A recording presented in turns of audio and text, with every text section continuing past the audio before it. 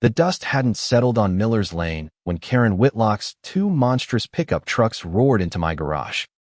I'm Ellie Harper, 32, born and raised in this sleepy corner of Willow Creek, Tennessee, where folks know better than to park where they don't belong. My grandpa, Amos, 78 and stubborn as a mule, built this house with his own hands, every splintered board, every nail. That garage, his pride, his workshop, his sanctuary. So when Karen, our new neighbor with a chip on her shoulder bigger than her F-250s, decided it was her personal parking lot, all hell broke loose. Why did she think she could claim our space? What kind of nerve does it take to roll into someone's life and act like you own it? I stood on the porch, coffee mug trembling in my hand, watching her slam her truck door, her boots kicking up gravel like she was staking a claim. She didn't even glance my way, just strutted toward her modular home across the street, her ponytail swinging like a challenge. Grandpa was already in the garage, his old radio crackling Johnny Cash. When he saw the intrusion, his eyes narrowed, and I swear the air turned colder. What would you do if someone invaded your family's sacred ground? Karen wasn't new to trouble. She'd moved to Willow Creek 3 months ago, fleeing some city drama no one cared to ask about. Her modular home, plopped down on a weedy lot, screamed temporary, but her attitude was permanent. She'd already cussed out old Mrs.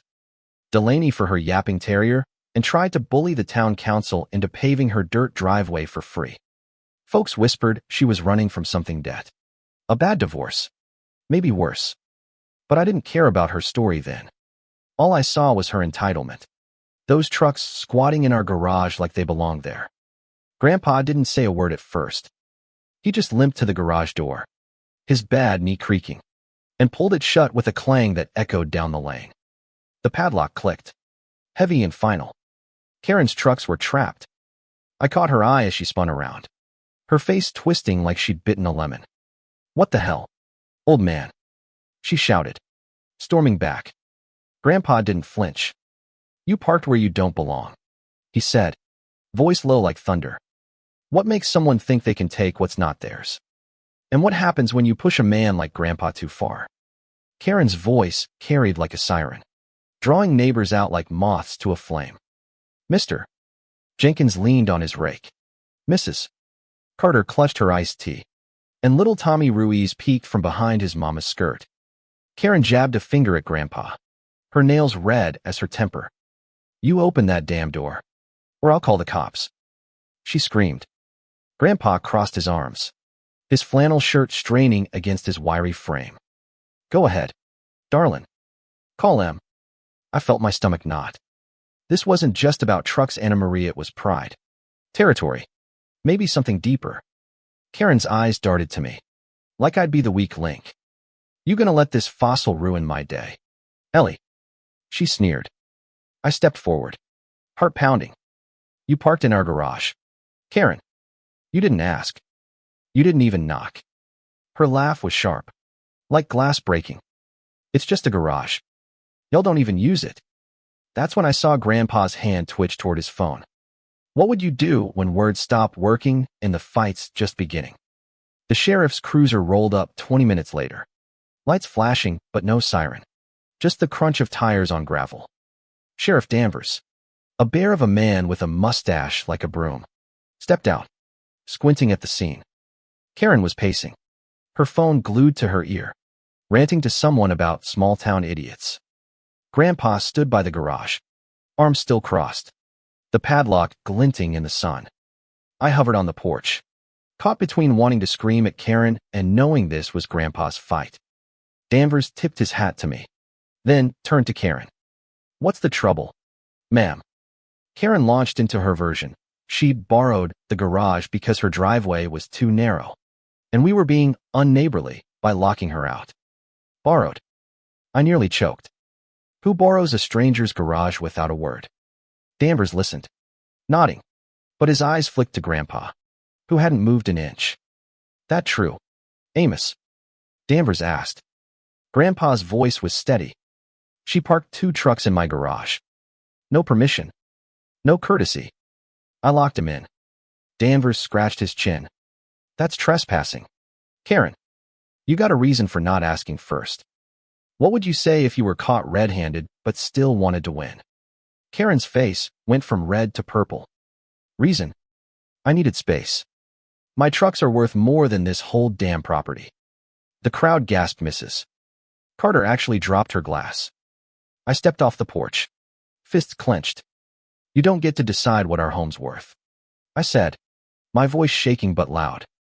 Karen smirked, like she'd won something. Oh, please.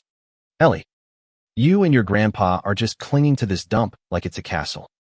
That's when Grandpa spoke. Slow and deliberate. This dump's been my home for 50 years. Built it with my wife. God rest her soul. You don't get to spit on that. The air felt heavy, like before a storm. Danvers shifted. Uncomfortable. Karen, you need to move those trucks. Now. But Karen didn't budge. She crossed her arms, mimicking Grandpa. I'm not going anywhere till you open that door. Why do some people double down when they know they're wrong? And what's the cost of refusing to back off? Danvers sighed, radio crackling as he called for backup. Karen, I'm giving you one chance to settle this civil-like. She laughed. A brittle sound. Civil. This old coot locked my property. Arrest him. I saw Grandpa's jaw tighten. But he didn't speak. He didn't need to. The neighbors were murmuring now, siding with us. Mr. Jenkins called out. Ain't nobody invited you to park here. Lady. Karen shot him a glare that could have melted steel. But the crowd was growing, their whispers turning into a low hum of disapproval. I wondered if Karen felt the weight of the way a small town can close ranks when you cross the wrong line. Danvers tried again. Move the trucks, or I'll have to tow him. Karen's eyes widened, but not with fear, with defiance. Tow them. You wouldn't dare. What happens when you challenge a system bigger than yourself? And what's at stake when you refuse to see reason? The second cruiser arrived, followed by a tow truck that looked like it could haul a tank. The driver, Big Joe, climbed out, his overalls stained with grease, his face neutral but his eyes sharp. Karen's bravado faltered for a split second, but she doubled down, planting herself in front of the garage like a guard dog. You touch my trucks, and I'll sue this whole damn town, she shouted. The neighbors were a full audience now, some recording on their phones, others shaking their heads. I felt a pang of guilt had we escalated this too far. But then I remembered Grandpa's face when he saw those trucks in his garage, his sanctuary violated. No, this wasn't just about space. It was about respect, or the lack of it. Danvers stepped closer to Karen, his voice low but firm. Last chance. Ma'am. Move. Or we tow. Karen's eyes flicked to the crowd, then back to the sheriff. You're all in on this, aren't you? Small town conspiracy. What makes someone see enemies where there are only consequences? Grandpa finally moved, limping toward Danvers. Sheriff, I want her off my property. She's trespassing. Plain and simple. His voice wasn't loud, but it carried the weight of a man who'd fought harder battles than this. Karen spun on him, her finger inches from his face. You're a petty old man, locking my trucks like some vigilante. Grandpa didn't flinch. And you're a grown woman who don't know the meaning of ask. The crowd murmured agreement, and I saw Karen's confidence crack. Just a hair. Big Joe started hooking up the first truck, the winch groaning as it pulled against the locked garage door. Karen lunged forward, screaming, Stop it. You can't do this. Danvers caught her arm. Not rough, but firm. Step back. Ma'am. She yanked free, her face a mask of fury. This is theft. I'll have your badge. But Joe kept working, and the first truck's front wheels lifted slightly, scraping the garage floor.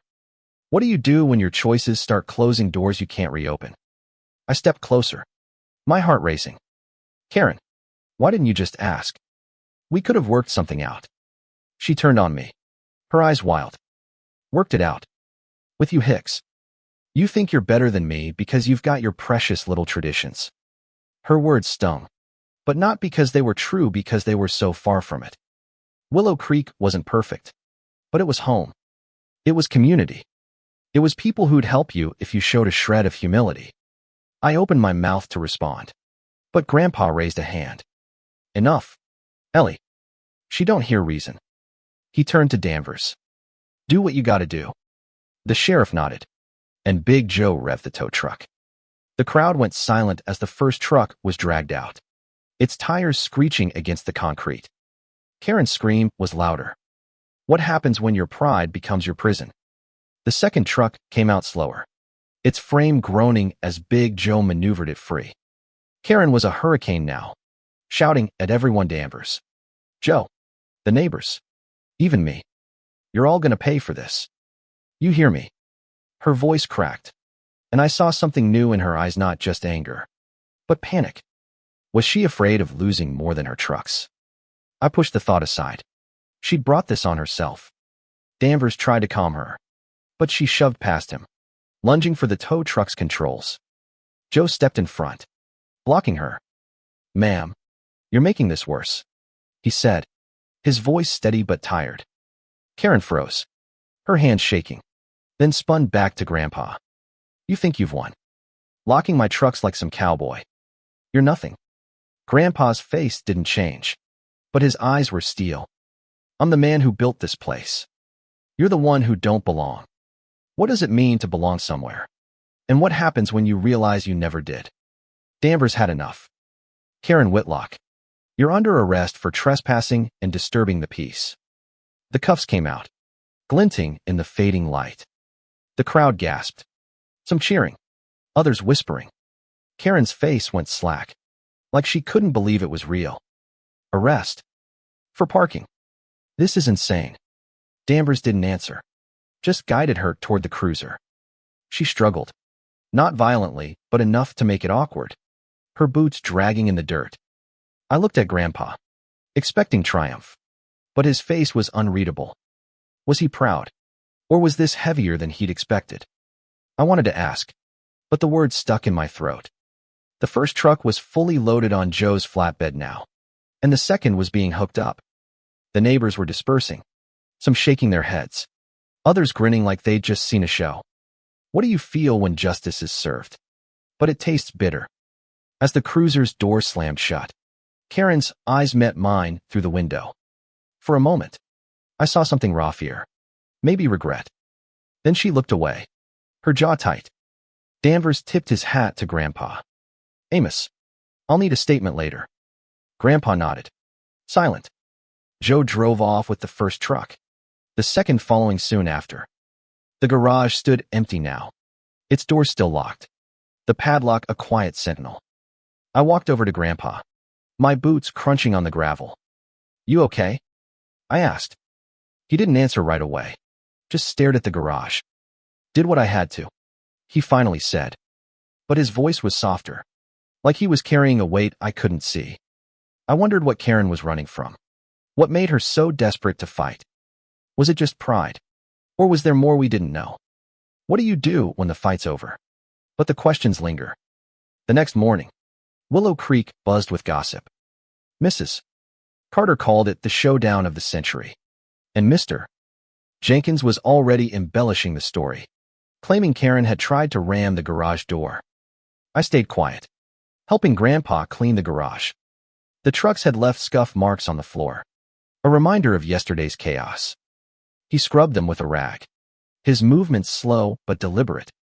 This place is ours, Ellie, he said, not looking up.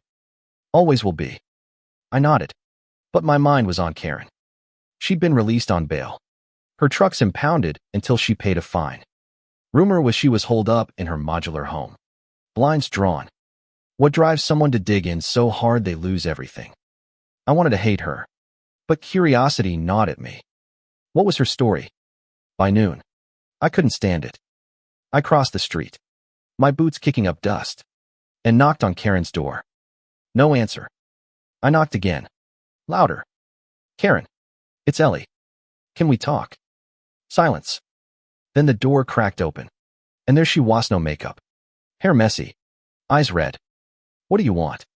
She snapped, but her voice lacked its usual fire. I took a breath. I want to understand why you did it. She laughed, bitter. You wouldn't get it. But she didn't close the door. I stepped inside. The air stale. The living room cluttered with unopened boxes. Try me, I said. She sank onto a couch, staring at the floor. I needed those trucks safe. They're all I've got left. Left from what? What had she lost that made a stranger's garage her battleground? Karen's story came out in fragments. A bad divorce. A business that tanked. A life in Nashville that fell apart. She'd bought the trucks to start a hauling business. Her last shot at independence. I saw your garage. Empty. And thought, why not? Y'all didn't need it. Her logic was twisted. But I saw the desperation behind it. You could have asked. I said softly. She shook her head. People like you don't help people like me. That stung. Was she right? Had we judged her too quickly? I thought of Grandpa, his pride in our home, and realized this wasn't just about trucks, it was about trust. Broken on both sides. We're not your enemies, Karen, I said. Her eyes met mine. Searching. Then why'd you let them cuff me? What do you say when someone's pain makes their mistakes make sense? I left Karen's house with more questions than answers. Her story wasn't an excuse, but it was a window into her world, a world where pride was all she had left. Back home, Grandpa was in the garage, tinkering with an old radio. I told him about Karen, expecting him to scoff. Instead, he listened, his hand still. Folks do dumb things when they're cornered, he said finally. Don't mean they're bad. I was stunned. Grandpa, the man who'd locked her trucks and called the sheriff, was showing mercy. You think we were too hard on her? I asked. He shrugged. Did what we had to. But maybe she's got her own battles.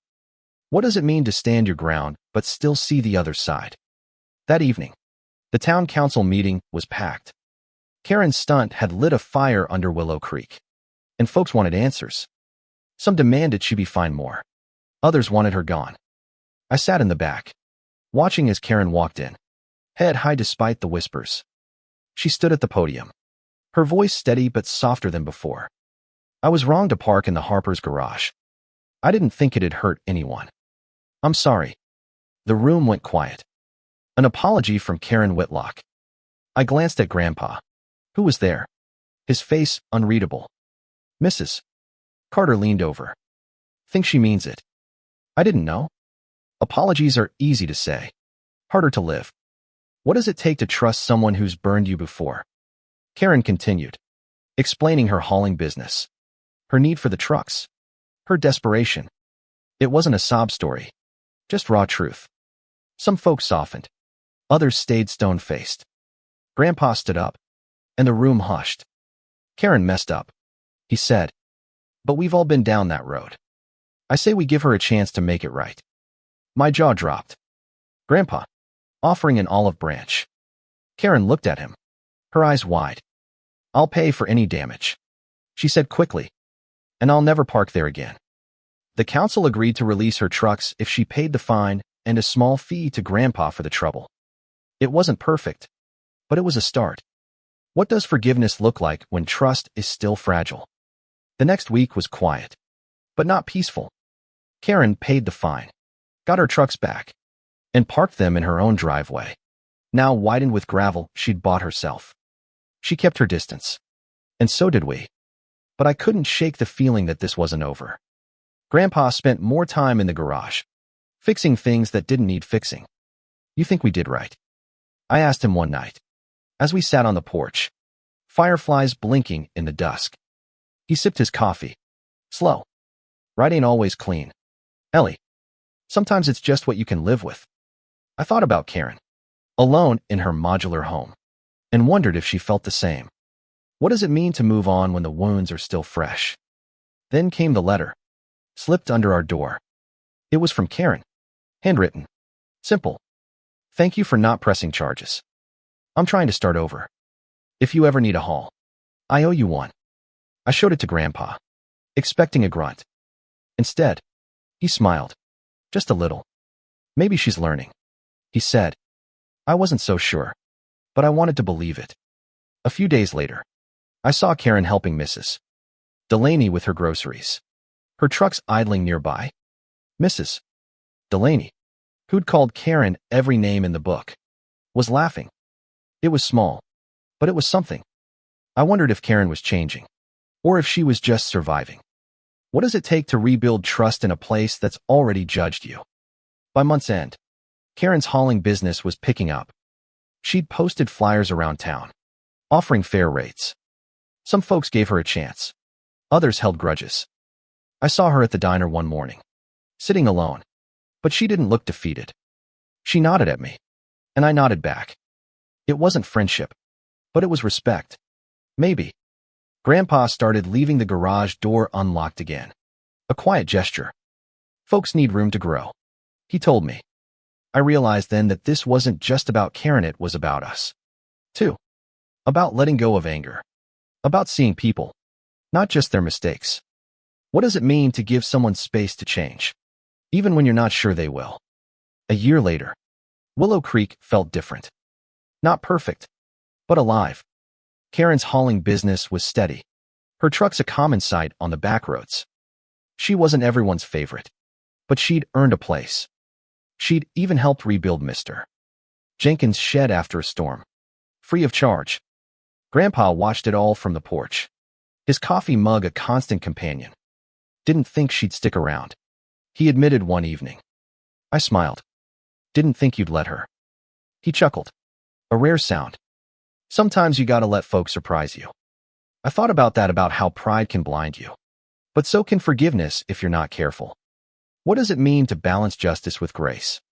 Karen stopped by one day, her truck loaded with lumber. Got a job out by the river, she said, almost shy.